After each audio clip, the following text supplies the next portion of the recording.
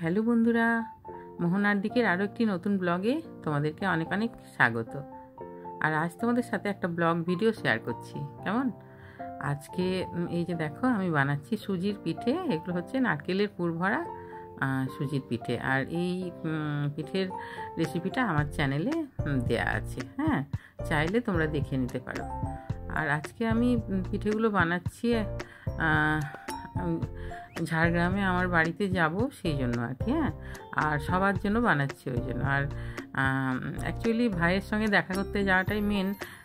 ভাই, ছোট ভাই মানে 20 দিনের ছুটিতে এসেছিলো।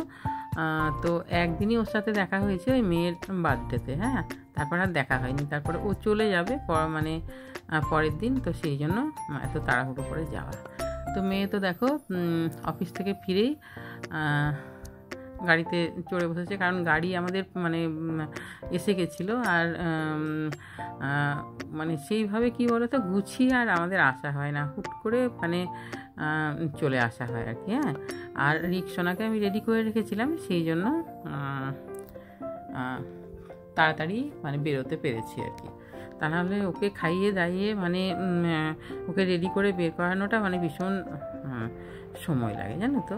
তারপরে এই যে দেখো, আমি এই রাস্তায় নেমে তারপরে যেখানে ধেরুয়ার বাজারে একটু মানে তরকারি বাজার করে নিচ্ছি, সবজি বাজার।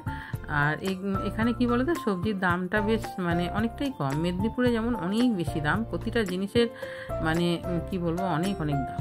আর এখানে ফ্রেশ সবজিটাও পাওয়া যায়, তো সেই জন্য আমরা এখান থেকে নিই, প্রত্যেকবারই নিই। তো তারপরে দেখো, বাড়িতে গিয়ে একটু মানে ফ্রেশ হয়ে চলে গেছিলাম ভাইয়ের বাড়ি। ভাই ওখানে দেখো লাল লাল মাটনের ঝোল রান্না করে রেখেছে। আর মাটন, মাছ, চিকেন এগুলো সব আমার ভাইই করে। হ্যাঁ, আমার ভাই ভালোই রান্না করে। ও তো সেই একা একা থেকে অভ্যেস। এবারে ও থাকে অ্যাকচুয়ালি সাউথ কোরিয়াতে। তো সাউথ কোরিয়াতে তো সেই জন্য ও নিজে নিজে খুব ভালো রান্না করে দেখো। আর মা আমাকে তো ভাত দিয়ে দিয়েছে, আমি খেতেও বসেও গেছি, এখনও কেউ খায়নি। আর এদিকে এটা হচ্ছে আমার ভাইয়ের বউ অ্যাঞ্জেলিকা। ও আমাকে দেখো জল দিচ্ছে। এমনিতে কি বলো তো, ও বাংলা হিন্দি কিছুই বোঝে না, ইংলিশ ছাড়া। আর দেখো আমাকে জল ভরে গ্লাসে দিল। আর কি বলো তো, মানে ইন্ডিয়ান কালচার সম্বন্ধে ওর খুবই মানে ভালোবাসা। হ্যাঁ, ইন্ডিয়ান কালচারকেও খুব ভালোবাসে। আর অনেক কিছু জানেও। হ্যাঁ, কীভাবে মানুষকে মানে অভ্যর্থনা জানাতে হয় সেটা খুব ভালো জানেও। হ্যাঁ, আর সবাইকে খুব ভালোবাসে। ওর এই যে ভালোবাসাটা না, এটা আমাদের দারুণ লাগে। কি বলতো, ভাষা বোঝে না, কিন্তু মানে আমাদের সাথে বেশ কয়েকবার এসছে। মানে এই জন্য কি বলতো, বেশ কয়েকবার এসছে আমাদের এখানে। তো বিয়ের পর তো মোটামুটি না বুঝতে পারে, বলতে পারে না, কিন্তু আমরা যেগুলো বলি না ওগুলো মানে বুঝতে পারে। হ্যাঁ, তো যাই হোক, তারপরে যে দেখো 4 জন খেতে বসে গেছে। এখানে মেয়ে আছে, ছেলে আছে, আমার ছেলে, আর ভাই, আর ভাইয়ের বউ। আর শিউলিও গেছে, কিন্তু শিউলি খাবে না, ও নিরামিষ খাবে বলে ও আর মাটন খাবে না। তো যাই হোক, তারপর তো কিছুক্ষণ গল্প করে তারপর তো আমরা বাড়ি চলে এসেছিলাম। আর মাঝে মাঝে এরকম মানে কেউ রান্না করে খাওয়ালে সেটার মানে কি বলবো, সেটার আনন্দই আলাদা। আর প্রত্যেক দিনই তো নিজে হাতে রান্না করে খাই, ভালো মন্দই রান্না করে খাই, কিন্তু তাও কি বলতো, একটা আলাদা ব্যাপার থাকে। আর এই যে দেখো, আমার বাড়িতে সকাল সকাল ঘুম থেকে উঠে এই যে সমস্ত গোছগাছ করে নিয়েছি। আর আমি একটু ভোরই ঘুম থেকে উঠি। এই যে আমার রান্নাঘর। আর অনেক দিন পর পর যখন আসি তখন রান্নাঘরে মানে বেশ বাড়িটাকে বেশ একটা অন্যরকম লাগে, জানো তো। নিজের বাড়িটাকে কীরকম অচেনা মতো লাগে আর কি। তো যাই হোক, এই যে দেখো রান্নাবান্না সমস্ত বসিয়ে দিয়েছি। আর আজকে নিরামিষ, মানে নিরামিষের দিনগুলোতে একটু ভাজাভাজিগুলো আমাদের বাড়িতে বেশি হয়, তা না হলে কেউ খাবে না। তো আর তরকারিও বেশ কয়েক রকমের হয়। এমনিতে পোস্ত, পনির এগুলো থাকেই, আর তার সাথে ভাজাভুজি সমস্ত থাকে। হ্যাঁ, আর এখানে এলে কি বলো তো, আমি না সেইভাবে ভিডিও মানে করতে পারি না, ভিডিও খুবই মানে অসুবিধা এখানে ভিডিও করা। আমি না মানে অনেক দিকে আমাকে মানে কি বলবো, অনেক দিন পর আসি তো, এবারে কাজের মেয়ে আছে, ও আমাকে এদিকে ডাকে ওদিকে ডাকে, হ্যাঁ, এই করে করে মানে আমার কি বলো তো, ওকেও একটু দেখাতে হয় যে এদিকটা করো ওদিকটা করো, এইসব করতে গিয়ে আমার আর ভিডিওটা ঠিকঠাক করা হয় না। তো যাই হোক, এই যে রান্নাবান্না হচ্ছে, আর ওদিকে গোলাপি এসে সমস্ত পরিষ্কার পরিচ্ছন্ন করছে। আমি এলেই এসে ও কী করে বলো তো, ঘরের বাইরে ভেতরে সমস্ত জায়গা পরিষ্কার পরিচ্ছন্ন করে। আর বাইরেও অনেক গাছপালা আছে তো, সেগুলো একটু মানে আগাছাগুলো পরিষ্কার করতে হয়। আর এই যে দেখো, কুঁদরিটা বসিয়ে দিয়েছি, হ্যাঁ, এটাও একটু ভাজা ভাজা করে নেবো। আর অনেক দিন পর বাড়িতে এলে বাড়িতে বেশ একটা মানে ভালো লাগা কাজ করে, আবার ভালো লাগার সাথে একটা খারাপ লাগাও থাকে। মনে হয় যেন সেই মানে মানুষটার কথা মনে পড়ে। এবারে অনেক বছর এই বাড়িটার সঙ্গে মানে অনেক অনেক স্মৃতি এই বাড়িটার মধ্যে জড়িয়ে আছে তো, আমার হাজব্যান্ডের স্মৃতি। এবারে কি বলো তো, রান্না বান্না সবই করছি, সবই ঠিকঠাক, কিন্তু তার মধ্যেও মনে হয় যেন কোথাও একটা মানে শূন্যস্থান, হ্যাঁ, মানে সেই শূন্যস্থানটা কখনোই পূরণ হবে না আর কি। হ্যাঁ, তো তারপর দেখো, এই যে ডালে আমি একটু কাঁটা দিয়ে দিয়েছি, মানে ডালটা একটা সিটি দিয়েছিলাম। হ্যাঁ, একটা সিটি দিলে কি হয় বলো তো, অতটা গলে যায় না ডালটা। এই ডালটাই খেতে বেশি ভালো লাগে, আর আমার তো একটু পাতলা ডালই খেতে বেশি ভালো লাগে, তো সেই জন্য একটু পাতলাই করেছি ডালটা।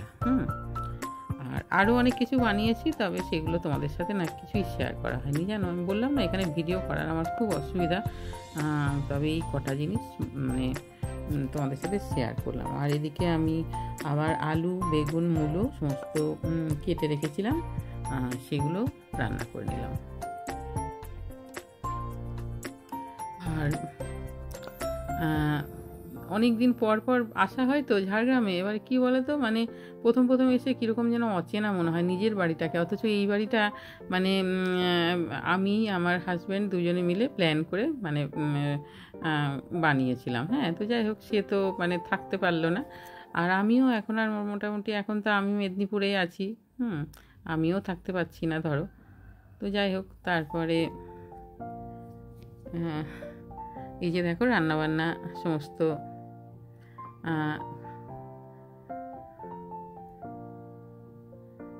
করে নিচ্ছি। আর এদিকে বললাম না, নিরামিষের দিনগুলোতে না অনেক বেশি কিছু রান্না করতে হয়। এমনি যেদিন মাছ মাংস থাকে না, সেদিন মোটামুটি একটা তরকারি ভাজা করে দিলে হয়ে যায়, আর যেদিন নিরামিষ হবে সেদিন কি বলো তো, মানে 4-5 রকমের হয়েই যায়। হ্যাঁ, তা না হলে যেন ঠিকঠাক মানে হয় না।